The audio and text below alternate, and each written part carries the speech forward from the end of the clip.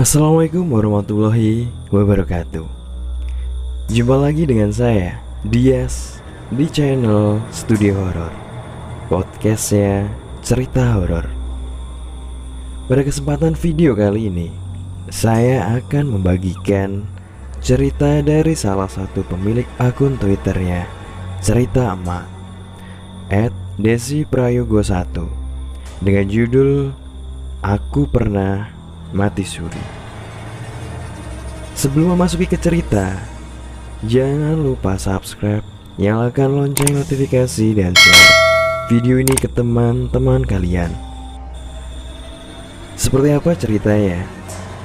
Mari kita simak sama-sama.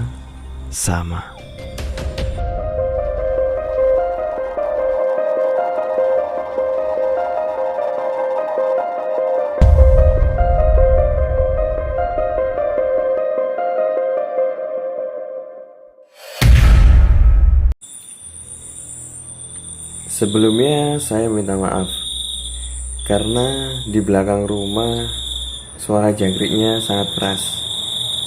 Jadi suaranya ikut masuk ke sini. Tapi gak apa-apa.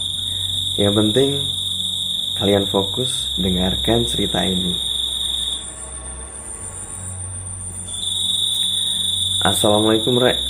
Aku dan tim muncul kembali. Gimana kabarnya hari ini? Aku berharap kalian sehat selalu, bahagia selalu, dan jangan lupa bersyukur. Tetap selalu jaga kesehatan, selalu pakai masker, sering-sering mencuci tangan, dan jaga jarak. Jangan egois, karena ada keluarga yang menanti di rumah. Buat kalian yang masih diharuskan kerja di luar rumah, dan bahkan sampai harus pulang larut malam, semangat terus karena kalian luar biasa. Kita semua adalah orang-orang hebat untuk keluarga masing-masing. Sebelum masuk ke cerita, aku ingin share sedikit hal-hal ganjil yang aku dan tim alami saat proses penggarapan cerita kali ini. Entah hanya terbawa suasana yang vibesnya kayak kerasa banget atau sebatas halusinasi. Pokoknya ada aja kendalanya. Sampai kita gak berhenti buat berdoa setiap kali membaca ulang cerita ini. Aku berharap kalian tidak ikut tersuges dengan apa yang ada di cerita ini. Semangat, dan mari kita masuk ke ceritanya. Cerita kali ini dikirim oleh seorang narasumber perempuan yang mengaku pernah mati suri. Namanya Mbak Andin. Usianya kini 30 tahun, asal kota disamarkan. Ketika usianya 19 tahun, Mbak Andin pernah mengalami suatu kecelakaan ditabrak mobil di dekat area rumahnya. Lalu dia sempat koma 2 hari sebelum akhirnya dinyatakan meninggal.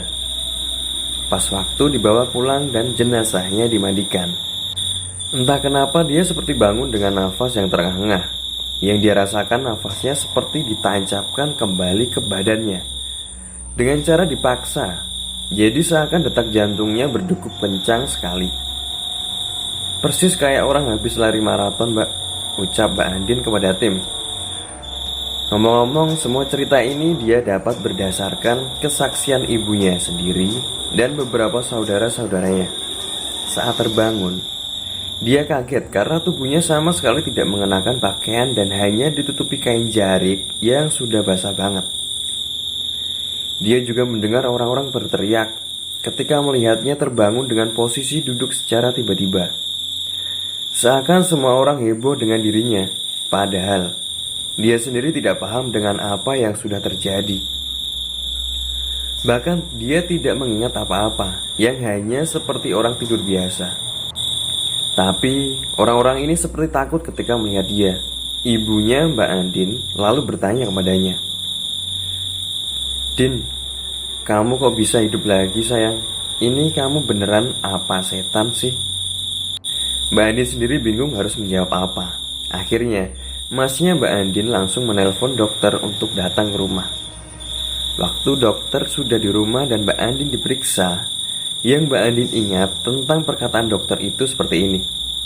Anak ibu sehat, semuanya sangat normal. Mungkin saat koma anak ibu mengalami serangan jantung sementara, jadi terkesan dia meninggal. Tolong dijaga dengan baik ya, makanya Mbak Andin. dan sering-sering check up ke dokter. Sebelum akhirnya dokter itu pamit dari rumahnya. Dari situ, semua orang awalnya seperti kaget. Sampai waktu itu dibikin selamatan dan tumpengan. Jujur aku gak paham dengan situasi seperti ini. Mungkin di sini ada yang bisa menjelaskan. Terus namanya diganti menjadi Andin, padahal nama aslinya bukan itu. Kalau kata Mbak Andin, dia dilarang untuk menyebut namanya yang lama. Makanya, sedari awal kita memakai nama barunya untuk menghormati keluarganya. Akan tetapi, ada satu kelebihan baru yang dimiliki Mbak Andin setelah insiden yang baru saja dia alami. Dia seperti bisa melihat sesuatu yang sebelumnya tidak pernah dia bisa lihat, yaitu melihat mereka-mereka yang tak kasat mata.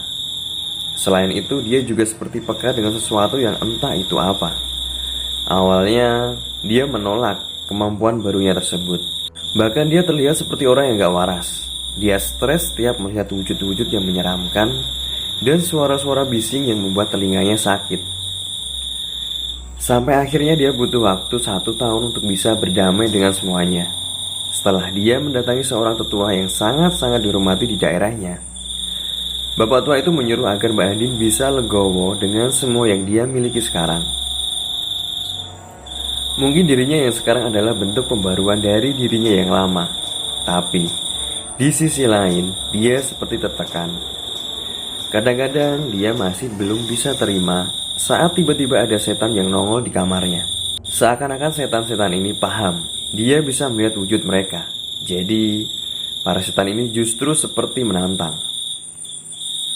Lambat laun Mbak Andin mencoba menenangkan dirinya sendiri dan mengakui kelebihannya itu. Dia mulai belajar untuk tidak memperdulikan yang berkeliaran di depan matanya.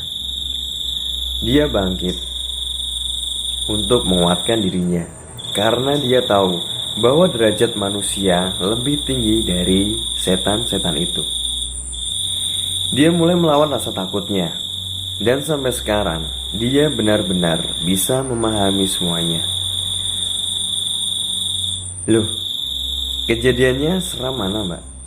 Sabar, sekarang kita masuk ke part seram-seramnya. Ketika dia ulang tahun yang ke-21, orang tua mengajak Mbak Andin untuk liburan ke sebuah pantai yang ada di daerahnya. Sambil bawa bekal dan tikar, sekeluarga berangkat dengan menggunakan mobil dari rumah. Ada Mbak Andin, ibunya, masnya, dan kakak iparnya. Berangkatlah mereka berempat di pagi hari. Semuanya masih nampak normal, meski saat melewati tempat-tempat yang singgup. Sesekali Mbak Andin menyaksikan penampakan. Padahal itu kondisinya pagi hari.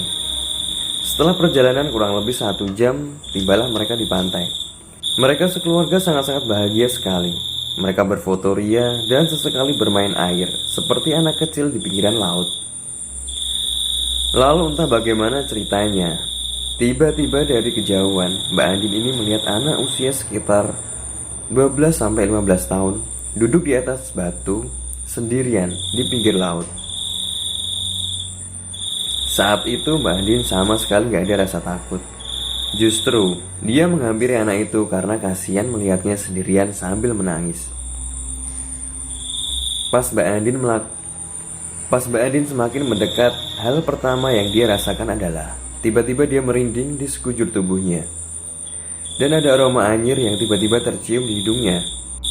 Tapi dia masih belum paham. Pikirannya masih belum aneh-aneh.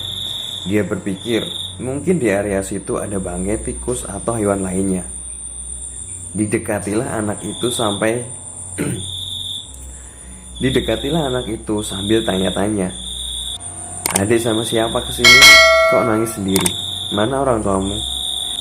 Mbak Andin juga memandang area sekitar sambil melihat-lihat. Barangkali ada orang tua yang sedang mencari anaknya. Tapi nampaknya gak ada. Terus Mbak Andin tanya lagi, "Kamu kok di laut sendiri? Apa gak takut? Ombaknya besar loh. Mau main sama Mbak tak?" Sayangnya anak itu hanya diam, nangis sambil nunduk. Mbak Andin tetap gak nyerah. Dia sampai duduk di pasir samping pas anak itu, berharap anak itu mau berbicara dengannya. Dan benar saja, Tak lama anak itu mau membuka mulutnya dan berkata, "Orang tua aku gak akan nyari aku, Mbak, karena aku sama mereka sudah beda alam. Mungkin mereka sekarang sudah bahagia karena adikku sudah lahir. Mereka juga pasti udah lupa sama aku. Aku di sini karena aku kangen mereka. Dulu pas aku masih hidup, mereka suka mengajakku ke sini untuk liburan." Mendengar hal itu, Mbak Andin serasa gak bisa ngomong apa-apa. Dia ternyata baru ngeh kalau sosok anak yang dia ajak bicara adalah setan. Tubuhnya tiba-tiba kaku dan gak bisa gerak. Mbak Andin coba tarik nafas dan tenang. Lalu Mbak Andin bicara lagi. "Tempatmu kan bukan di sini. Kamu harus tenang di tempatmu. Percayalah, orang tuamu akan selalu sayang padamu. Mereka akan selalu mengirim doa untukmu. Karena bagaimanapun, kamu tetap anaknya. Tidak ada namanya kasih sayang orang tua hilang ketika anaknya sudah meninggal. Justru kasih sayang orang tua itu akan selalu abadi meski antara dia dan anaknya sudah beda alam. Kamu harus bisa ikhlas dengan apa yang sudah terjadi." Tiba-tiba anak itu menoleh ke arah Mbak Andin dengan wajahnya yang pucat dan matanya yang sembab karena terus-terusan menangis. Dan tak lama, dia tersenyum kecil. Anak itu bilang lagi, "Karena hari ini adalah hari ulang tahunku, Mbak." Lalu anak itu hilang begitu saja. Mbak Andin berasa kayak makin nge-freeze. Dia bisa gerak itu ketika masnya menepuk pundaknya dan berkata, "Sudah, jangan bicara sendiri. Ini laut banyak orang. Nanti kamu dikira orang gila." Sambil sedikit menggoda Mbak Andin, mungkin masnya tahu apa yang terjadi. Dia pun pergi dari situ dan kembali berkumpul dengan keluarganya. Tapi sesekali dia melihat ke arah batu itu. Nampaknya anak laki-laki tadi sudah tidak muncul lagi. Entahlah, pikiran Mbak Andin waktu itu sangat kacau. Dia masih belum paham dengan situasi saat itu. Kejadian kedua yang menurut kita cukup wow saat Mbak Andin berinteraksi dengan mereka, yaitu pas Mbak Andin studi tour dengan kampusnya ke suatu tempat. Terus pas pulang, rombongannya melipir sebentar untuk minum legen yang dijual di pinggir-pinggir sebuah trek bis. Dan lokasinya itu seperti di pinggir hutan.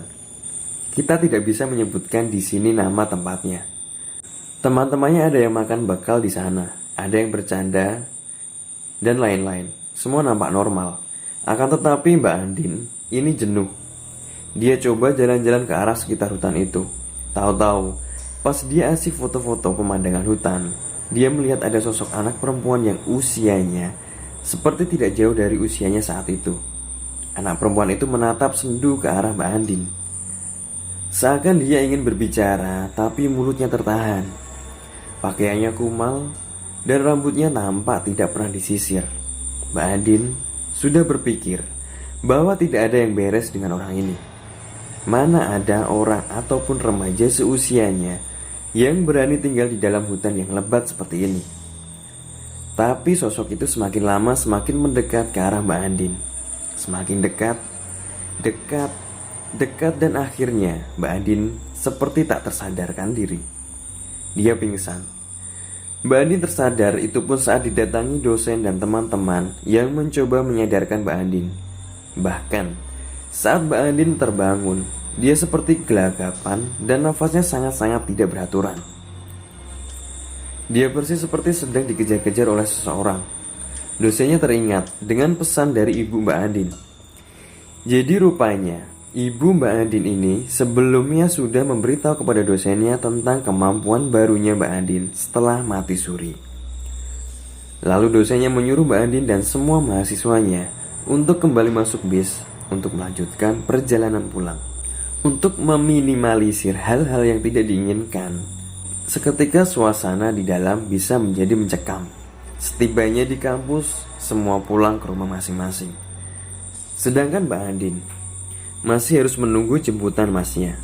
Hari semakin gelap dan tak terasa sudah pukul 7 malam. Mbak Andin masih menunggu masnya dari dalam aula kampusnya dan ditemani oleh dosen serta 3 temannya yang juga belum dijemput. Tiba-tiba di pojokan aula, Mbak Andin melihat sosok perempuan yang dilihatnya selama di hutan tadi. Dia langsung kaget, teriak dan takut, sampai membuat orang-orang yang bersamanya jadi menjadi ketakutan.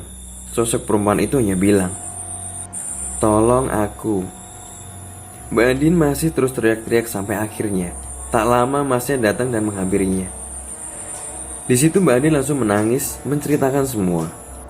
Bahkan saat dia pingsan tadi juga diceritakan semua apa yang terjadi padanya saat kondisi pingsan. Begini, jadi saat posisi Mbak Andin pingsan, dia seperti berada di sebuah tempat yang berbeda. Dia seperti ada di depan sebuah rumah dan gak tahu itu rumah siapa.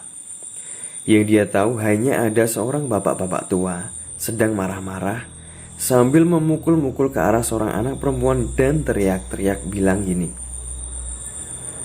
"Koen kudune mati bareng ibumu wingi. Koen iku penghancur nak uripku. Koen iku musibah gawe aku. Koen itu beban. Kamu itu harusnya mati bersama ibumu kemarin. Kamu itu penghancur urip. Kamu itu penghancur hidupku nak. Kamu itu musibah buatku. Kamu itu beban." Lalu Mbak Andin melihat anak perempuan itu ditusuk-tusuk pakai pisau. Dia gak bisa ngelihat lebih jelas karena pandangannya terhalang oleh posisi bapak itu menutupi anak perempuan yang ditusuk-tusuk. Tapi dia ingat kalau baju yang dipakai anak itu persis dengan baju yang dipakai sama hantu anak perempuan itu. Saat melihat itu, Mbak Andin gak kuat dan dia tiba-tiba secara spontan teriak. Teriakannya ini mengalihkan bapak tua itu dan sekarang bapak tua itu melihat ke arahnya. Mungkin karena posisi tindakannya ada orang yang tahu bapak itu seperti marah dan menghampiri Mbak Andin. Lah, pas Mbak Andin mimpi dikejar-kejar itu, tiba-tiba dia tersadar dan sudah dikelilingi oleh dosen juga teman-temannya. Mbak Andin juga bilang kalau anak itu masih di sini. Masih di sini ngikutin dia, tapi Mbak Andin gak tahu maunya apa. Dia hanya minta tolong. Cuma Mbak Andin yang tahu harus bagaimana.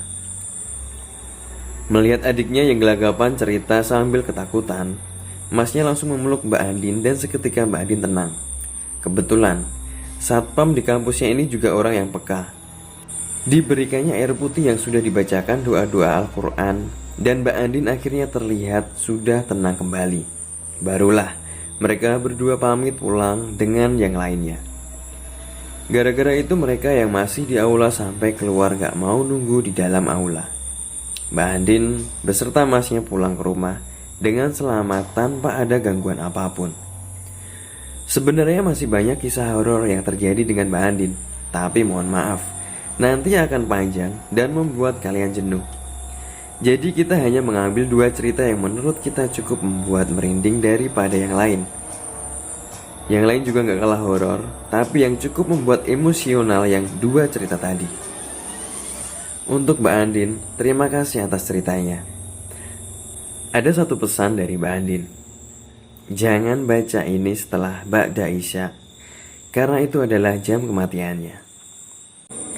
Terima kasih buat para pendengar setia Studio Horor dan buat yang baru mampir. Jangan lupa subscribe, nyalakan lonceng notifikasi dan share video ini ke teman-teman kalian. Kita tunggu cerita seram berikutnya. Sekian dari saya. Wassalamualaikum warahmatullahi wabarakatuh.